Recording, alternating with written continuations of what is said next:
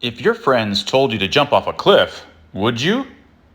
How about if your friends told you to panic over a virus with a broadly flu-like infection fatality rate, lock down the economy, shut down 1 million businesses, divide people into essential and non-essential, close schools, mask up all day, deny that natural immunity exists, treat every asymptomatic human as dangerous, and banish the unvaccinated, would you?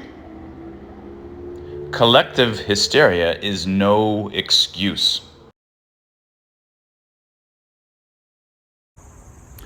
Dr. Mark Changizi here with your Science Moment. Today I'm going to talk about the thing that your mom and dad would always tell you as a kid, or would often come up, and certainly it's become a meme probably for hundreds of years, which is the kid comes back and they get in trouble for doing some particular thing. And they say to mom, well, but everybody was doing it. And so mom says, look, if everybody was to jump off a cliff, would you jump off a cliff? So what is the moral of that kind of meme, that kind of thing that parents say to their kids?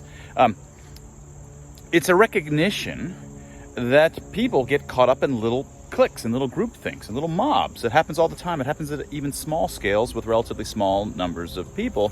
And it's more easily can happen in those circumstances. What's hard is to get an avalanche across millions. It's easy to get a small group of people starting to think alike. That's not particularly surprising.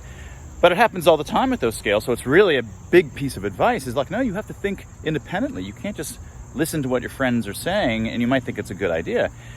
So would you jump off a cliff if your friends all were jumping off cliffs? So would you suddenly propose banishing the unvaccinated and locking people down and demanding that everybody wear masks 24/7 and doing all of the draconian civil rights violations for a broadly flu-like respiratory virus just because all of your friends, and not just not your friends, many of these people don't even know. They're just sort of abstract people that you see on the media or certain academics or certain politicians. And so it's the same thing in just a larger scale.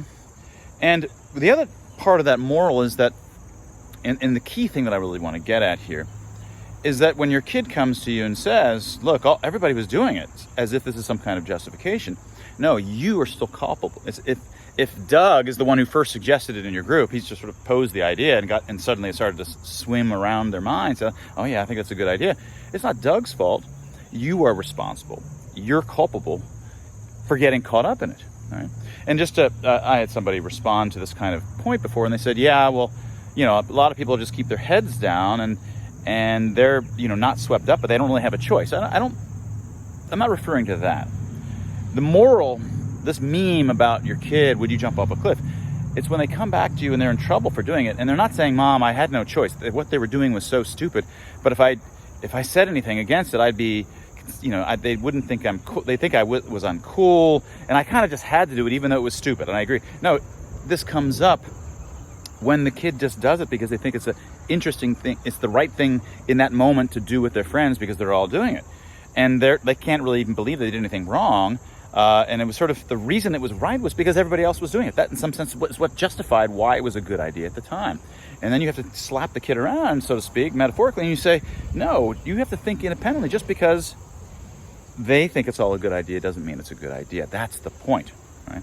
The point is that you are still culpable for your behavior, despite it being sort of a little micro hysteria of that group. That's the point. So I think we all know this point, and there's a lot of folks on the anti-lockdown side who seem to want to believe that if one points out that there's a collective hysteria, then suddenly no one's responsible because, well, it was like a magic spell put over them. No, we know that's not right. People in a mob are responsible for their behavior.